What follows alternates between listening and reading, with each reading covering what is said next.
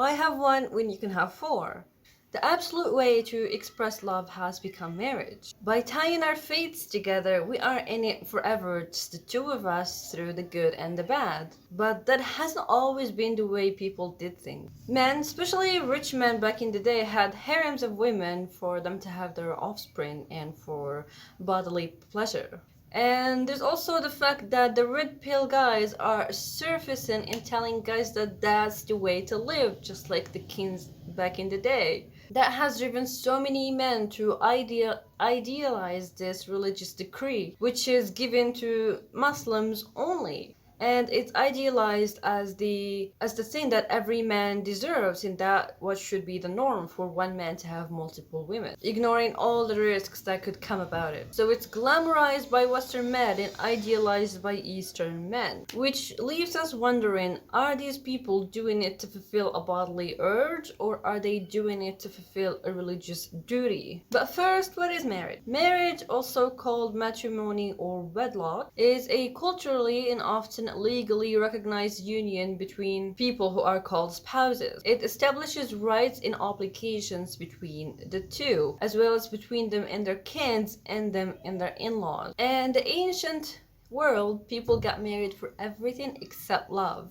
Kings got married to make alliances and to build ties.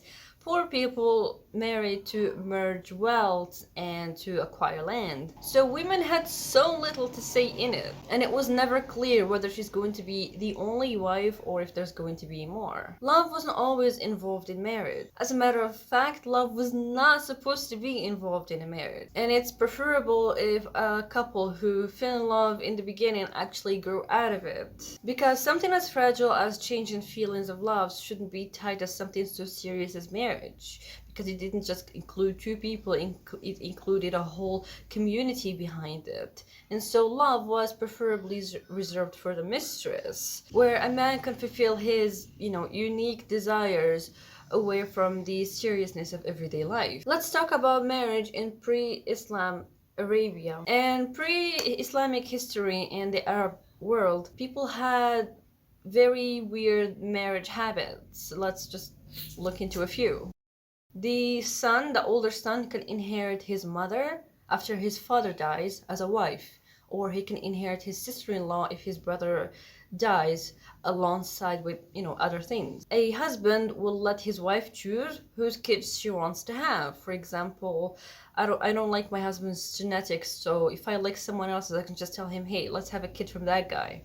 We will raise it though. On the night of the marriage, the first night, the man can invite his friends and they can all take turns. And if a pregnancy results, the wife gets to decide who she wants to assign the guy to, the baby to. Temporary marriage, it's a contract that says we're only going to be married for 6 months, after that, bye. Marry my daughter or my wife or my sister and I'll marry yours in exchange. But the thing that all these marriages have in common, that I have with today, is the necessity of a dowry. So if a dowry is not given, it's actually something to be ashamed of as a man. Now let's look into marriage after Islam. After Islam, all of that was abolished, and only the type of marriage that we know today remains, where the parents are involved and they also give their approval, a dowry is given, a meal is served, and voila, you are married. But still, it remains that a man can have multiple wives, meanwhile a woman can only have one man. Now let's talk about polygamy in Islam. Polygamy in Islam is one of the most misunderstood things by far. And by the way, I'm not a scholar, so this is debatable. So you guys tell me what you think. Islam didn't allow men to have 4 wives for the sake of having multiple women. It actually came in a context that everybody seems to ignore. It's actually a very long verse, but people just take the middle section, which is you can have as many wives as you can, but you stop at 4. And that context is the existence of orphans and widows. For example, my husband dies and leaves me with 2 kids. And I don't have any prior job experience. Heck, I've never even been to school. And so my friend's husband can marry me, add me to his wife, so he can provide for me and give me shelter, me and my kids. And so this is the most important context for the whole having 4 wives thing. It's mainly just to shelter people that are in such desperate need that you don't want them to go to the street, because you know what's gonna happen. The women are gonna get abused, the kids are gonna not have all the rights, and it's, you guys can imagine. Second, pre-Islam, there's actually no limits to how many wives men can have. You can have 1,000 plus concubines and servants, and they're all there for your sexual pleasure. When Islam came in, those men converted, it made them choose only 4 wives. Of course, you can still have the concubines, but the wives can only be 4. So in a sense, it came to actually minimize and to somehow cancel this idea of having multiple wives, and to somehow cancel polygamy, not to further emphasize it. So as long as polygamy is serving a higher purpose, such as sheltering the homeless and the orphans, then it's wonderful. But that's the only main context it actually came in, rather than, oh no, today I like this girl and the next day I like this girl, so I'm gonna have them all because religion is lenient to me. Religion is lenient toward to me in that specific context. If we looked at the book, it's actually not encouraged as something that everybody should do. It comes with tons of guidelines and tons of warnings as well. When did the one wife become a standard? The one wife standard actually stems from the fact that the person can get married for the sake of love and not for the sake of family or community or business. It started with the Renaissance, when people, started to believe in freedom and freedom of choice, and that people should marry who they love and for the sake of being happy and not for the sake of trade, and that the kids are supposed to live freely and not live under a predestined future. Furthermore, the Industrial Revolution kind of solidified this fact, because now a person can fund his own wedding. A girl is working, a guy is working, they can join their money and have a wedding on their own, not needing their parents to pay for it or anyone else. So that kind of encouraged eloping in a sense.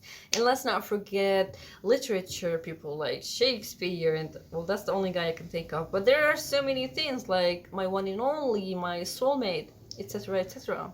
And so the forbidden love kind of became the standard, as opposed to it was in the past, where only the mistress had that. Now we live in a reality when it's the mistress who gets the ring and not the girl who comes with, well, potential for growth. So this is just some commentary from me. Polygamy is very common across the Muslim world. The idea of only having one wife is somewhat of a relatively new idea and a way of thought. Like, so much so that scholars, religious scholars, are actually schooling men. Like, how come you're only having one wife? You're supposed to have many wives and to have plethora of children. Why are you following the West in the tradition of having one wife and 2 kids? And in addition to the Prophet, peace be upon him, encouraging people of his nation to have as many kids as he wants, because he wants to brag on numbers on the day of judgment. So men take it extra seriously upon them to have 4 wives and 20 kids. But let's say you're a millionaire and you can afford it. Great, do it. But some men can't even afford to look at a woman, yet they're having 4 wives and 200 kids. And so these kids grow up with no education. The girls get married at 14. The wives don't have decent living. And so poor people shouldn't have as many kids. The sons are sent to work and to bring money home, and the girls are just married off at such a young age, and so these kids are robbed out of their childhood. Islam originally brought this decree, but it did with so many guidelines and so many conditions and so many warnings, such as the man has to be very spiritually equipped to be equal to all of them and to fear God in all of these women and everything he does. It needs to be equal. For example, you can't be sleeping at your first wife's bed and texting your second young wife. That's not what you're supposed to do. Men like to look at this decree from a distorted point of view, such as, oh, actually Islam is being so kind to me and it's letting me have it easy. But that's not the case. It's actually giving you more responsibility and more lives to take care of and more mouths to feed. And so men looking at it like this is somewhat borderline sinful, because that's not how you're supposed to treat that. You're treated the wrong way. And so now we only have foreign, atheists or Christians or Jews who only know Islam from this point of view. of having 4 wives. And so some people, like we said in the previous video, are actually fake converting so they can have that. So how did it become something that everybody somehow wanted? Like in the past, it used to be something that was looked at as savage, as regressive, but now some people actually want to actively participate in it. A lot of factors can be at blame here. First, let's blame social media for glamorizing everything that the East does because they're so rich and, they're growing at such a good rate that everything they do must be right. And so a man is sitting there looking rich and bragging, oh, I have 4 wives. And men from the West are looking at that, oh, that guy must be doing something right. Maybe it's the women. That's where the money came from. Also the podcasts and the red pill. Men who are bragging that they're not practicing monogamy. But then monogamy in the East is not monogamy in the West. In the East, the woman has all her legal rights. In the West, you're just a side chick forever. It kind of treats women like property or something that can be looted or won. At least in the Arab world, you are wifed before none of that can happen. And you're given your dowry. How is polygamy being weaponized? Men adore obedient women who can cook, clean, not complain, not argue. And so if the man doesn't feel pampered enough, and she didn't give me a foot massage today, maybe she's sick, she's not feeling alright, maybe she's giving birth. Using polygamy as a blackmail in a threat card is very common here. It's actually being joked about all the time. Oh, you're not feeling okay? Maybe we should bring another wife. She can do that while you lay down there. You don't want to make my coffee? Okay, don't worry about it. I'll just bring a second wife. And so it leaves women walking on eggshells and they're terrified and they're scared because no woman wants another woman in her house. Especially if the money is not great, like, or you're bringing extra amount to feed. Oh no, he's actually trying to build another family that he has to feed. And so the salary has to be cut in half, which was already not so great. Also, the first wife gets neglected when the man marries second and a third because she's usually the oldest. Of course, the man is not going to go for someone who's older than his first wife.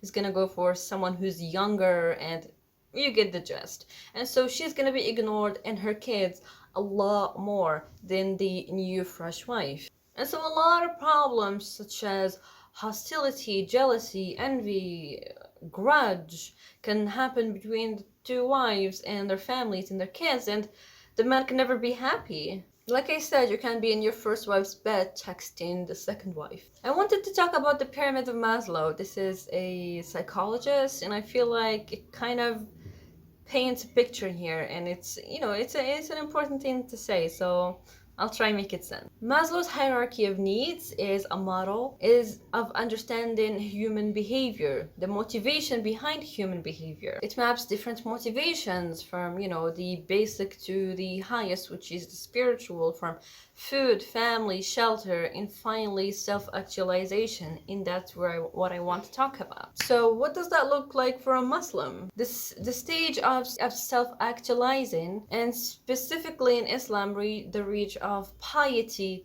and high spirituality, where a man starts doing good things that transcend time. That's the time when a man is supposed to have 4 wives. The number of wives that you have should correspond with your faith. Like, the higher your faith gets, the more wives you can have.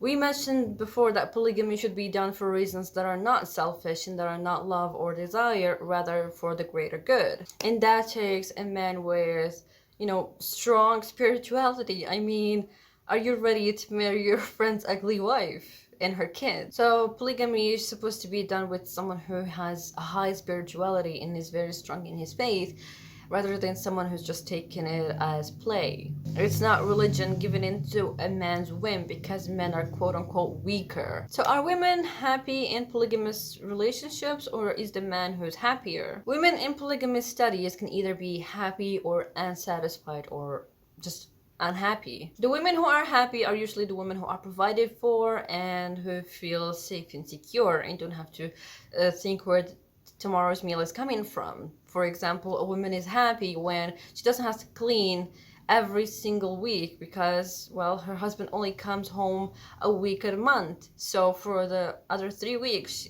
she doesn't have to clean, she doesn't have to cook on time, she can do whatever she wants. She has all this free time for herself, and she's provided for and for her kid. Meanwhile, women who have it less fortunate, for example, not enough money, no shelter, no nothing, are in constant worry and in constant stress, so they're blaming the other wives, and it's just not pretty. And no, you cannot have it with a Western twist.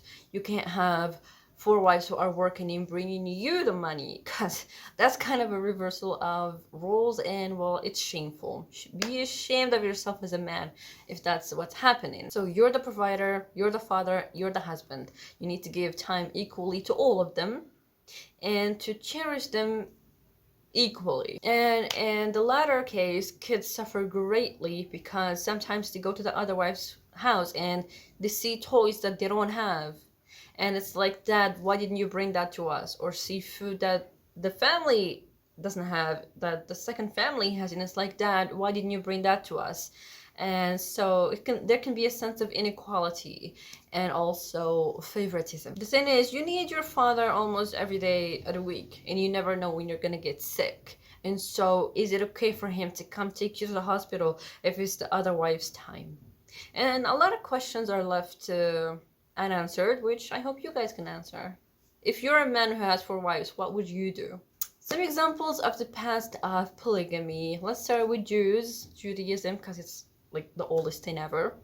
For example, the Prophet Sulaiman, peace be upon him, had, I think, 700 wives and 300 concubines. That's 1,000. The sultans of the Ottoman Empire, we all know the harem. They had houses with thousands of women in there, and sometimes they would give the beautiful women as gifts to other kings. China, I've seen tons of movies about them. I love their disputes. They had also concubines with hundreds. The Vikings, where it's not always marriage. It wasn't always marriage with the Vikings. It's like just one man who had multiple wives who lived with them that can leave anytime they want. And of course the Arabs, they had dozens of girls and lots of servants who also worked as, sexual servants. Africa, well, I don't know which specific parts, but it's really not hard to imagine. So yeah, I'll see you guys in the next video, and let me know what you think about this one. Did I change your perspective, or are you angry? I know someone's angry out there. There's always someone angry at my videos.